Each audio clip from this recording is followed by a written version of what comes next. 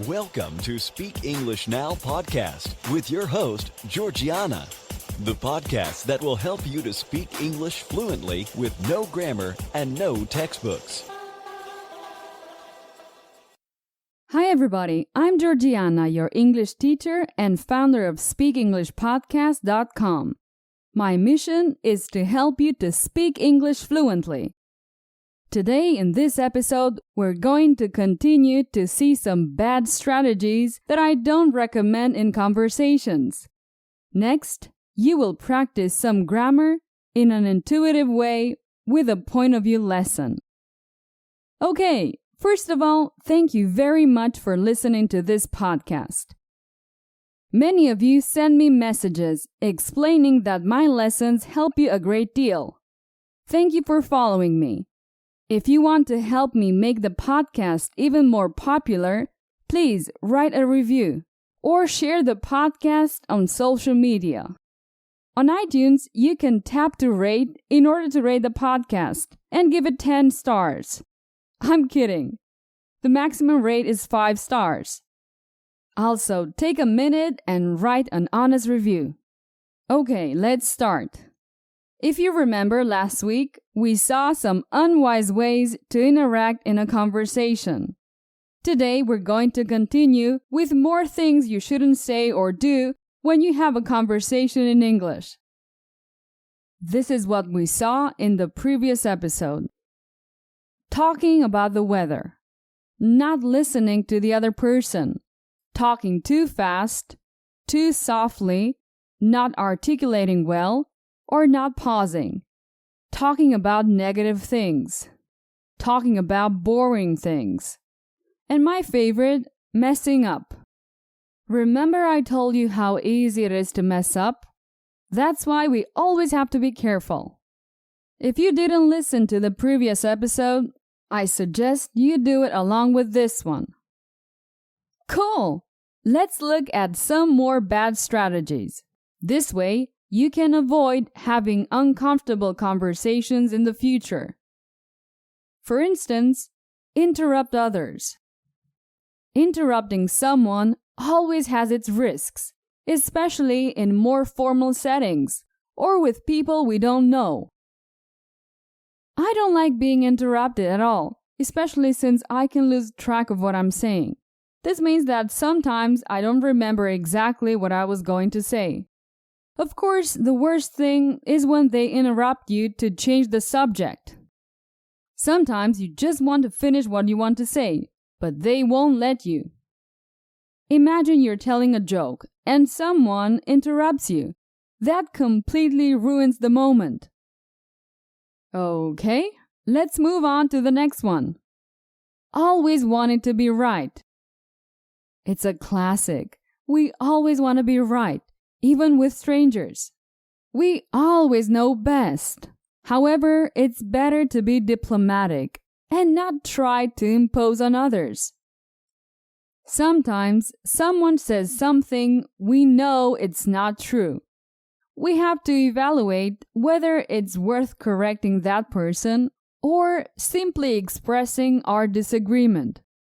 It all depends on the type of relationship we have with that person and whether different opinions are accepted. Of course, if it's a brainstorming session, different points of view must be expressed. After all, this is the goal of the exercise. Okay, let's see the next one. Stay away from sensitive or controversial topics. If you don't know the other person, it's better not to have a conversation about potentially polemical topics, such as politics, diverse ideologies, or even sports. In some countries, soccer is almost a religion, so be careful with that topic. Today, we live in an era where any minimal controversy can trigger major conflict. So it's better to stay away from anything that is potentially controversial. And something you should never do is showing off. Showing off your car, your country, your economic status, how much weight you can lift at the gym, etc., is not usually a good subject to discuss with someone you hardly know. You are, in a way, making a comparison. I guess it's better to be humble and avoid taking too many risks. Let's see another one. Talking about only one thing. Sometimes we just talk about the same thing over and over again. The other person, even if they're bored, might actually pretend to be interested in what we are saying. And so, you'll keep going on about the same subject until the person falls asleep. I know, I'm exaggerating a bit, although I'm sure it's happened before. So, don't just talk about one topic.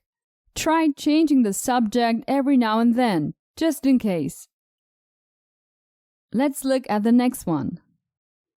Talking too much or too little. On the other hand, there are people who, when they speak, they do it very briefly. For example, "Hello, my name is John, and you?" "Georgiana." "What a great party, right?" "Yeah." "So, how was your day?" "It was good." As you can see, it's not very nice to be with someone like that. Nor should you do the opposite, which is to talk endlessly. Moderation is the most important thing. Okay, last one. Do not overdo it. If we don't trust the other person, it's better not to overdo it. Don't try to be too funny with inappropriate jokes or using sarcasm. For example, "Hello, my name is John, and you?" "I'm not." "You don't what?" "My name is not John."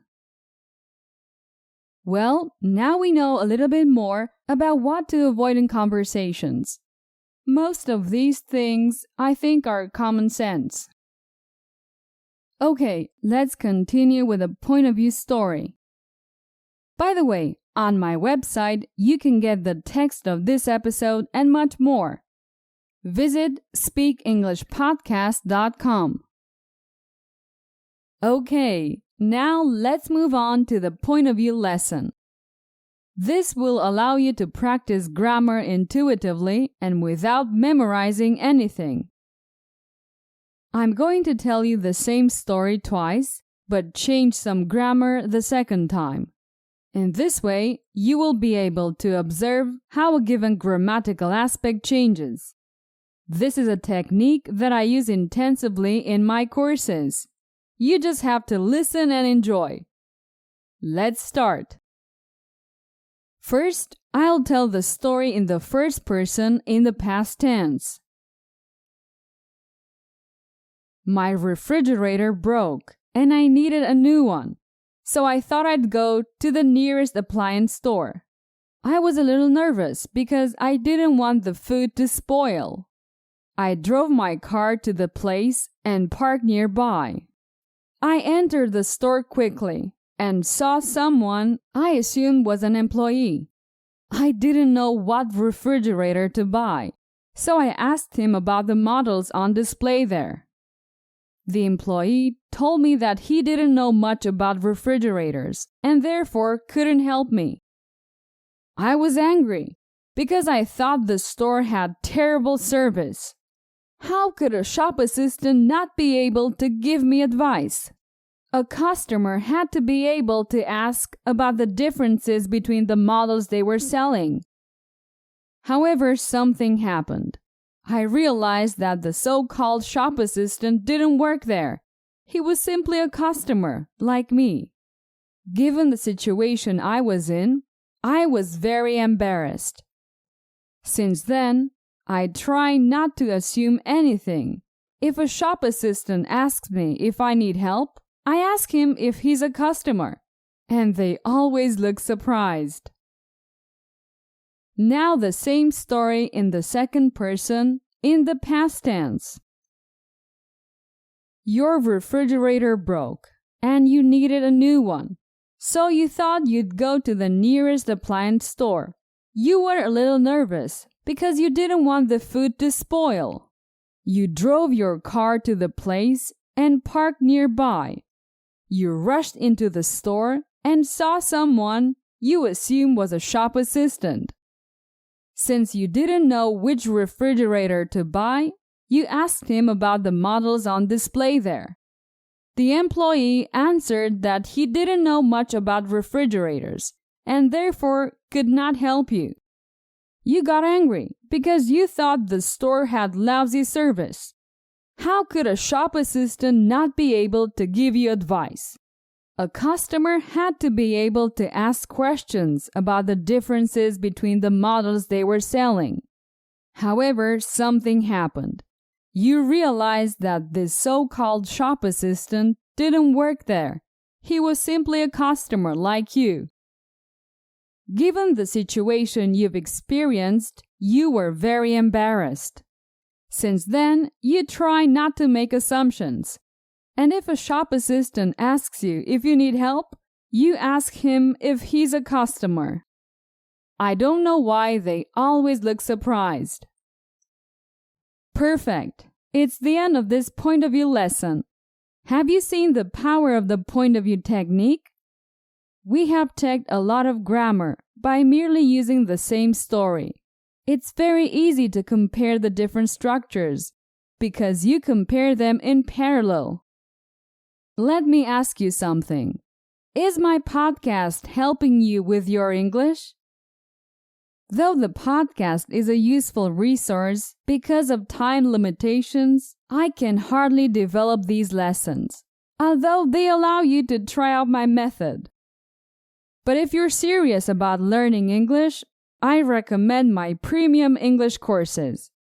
These are complete programs designed to improve your spoken English dramatically. In fact, the courses contain hours and hours of questions and answers and point of view lessons. It's like a podcast episode, but multiplied by 100. Get my English courses at speakenglishpodcast.com/courses. Well, that's all for today. I will be back next week. Bye-bye. Did you enjoy today's episode? Get the transcript now at speakenglishpodcast.com. speakenglishpodcast.com.